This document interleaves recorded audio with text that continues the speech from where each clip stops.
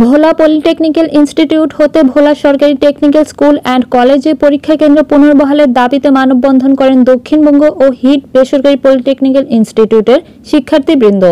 মঙ্গলবার 19 নভেম্বর সকাল 11টায় ভোলা জেলা প্রশাসকের কার্যালয়ের সামনে এ মানববন্ধন কর্মসূচি পালিত হয়। আমাদের ভোলা প্রতিনিধি মোহাম্মদ জুয়েল রানের পাঠানো ভিডিও চিত্রে দেখুন বিস্তারিত।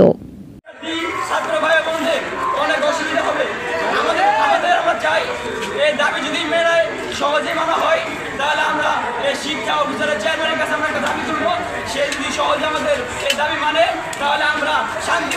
যাদের হয়তো ভাই পড়াশোনা খরচ চালায়, ফ্যামিলি থেকে চালাতে পারে না, ওরা কলেজে আসতে অনেক সময় ভাড়ার জন্য আসতে পারে না, ওরা কিভাবে ভোলা থেকে পড়ানোর দিনে পরীক্ষা দিতে যাবে? যাতায়াতের একদিনে খরচ দেখা যাচ্ছে 200 টাকা।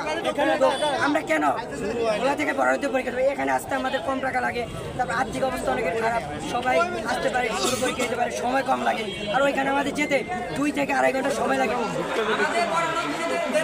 প্রায় 2 থেকে 3 ঘন্টা সময় লাগে। বিশেষ করে আমার বাড়ি ভোলার ইলিশা, এখান থেকে যেতে প্রায় 30-40 কিলো, আর ভোলা থেকে বড়হানদিন প্রায় 20 কিলোর মতো। আমি একজন স্টুডেন্ট হিসেবে ইলিশা থেকে সকালবেলা আমি যদি বড়হানদিনের পরীক্ষা দিতে যাই প্রায় 3-4 ঘন্টা সময় লেগে যাবে এবং সঠিক সময়ে তো গাড়ি পাই না। আমার বাড়ি থেকে বড়হানদিন যেতে যদি 3-4 ঘন্টা সময় সকালবেলা যায় তাহলে আমি পরীক্ষা দেবো নাকি জার্নি করবো আমি জানি না। সূত্রে জানা যায় 2016 সাল থেকে ভোলার 3টি বেসরকারি পলিটেকনিক ইনস্টিটিউটের ডিপ্লোমা ইন ইঞ্জিনিয়ারিং বোর্ড সমাপনী পরীক্ষা ভোলা টেকনিক্যাল স্কুল ও কলেজে অনুষ্ঠিত হয়ে আসছে।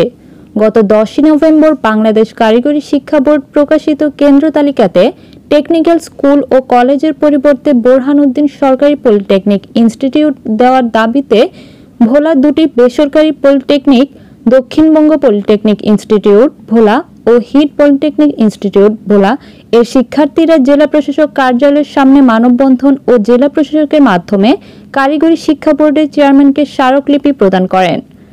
মানববন্ধনে শিক্ষার্থীরা দাবি তোলেন, কারিগরি শিক্ষা বোর্ড বর্তমানে প্রকাশিত কেন্দ্র প্রায় 40 কিলোমিটার দূরে অবস্থিত। সকাল 10টায় পরীক্ষা অনুষ্ঠিত হলে উক্ত পরীক্ষা ওই দিন সকালে বাসা থেকে গিয়ে পরীক্ষা দেওয়া সম্ভব হচ্ছে না। ফলে শিক্ষার্থীদের নিতে হচ্ছে মানসিক চাপ ও অর্থনৈতিক খরচ হচ্ছে কয়েক গুণ বেশি। মাহফুজা আক্তার পপি, স্বাধীন 71। সত্য প্রকাশে আপোষহীন, স্বাধীন 71।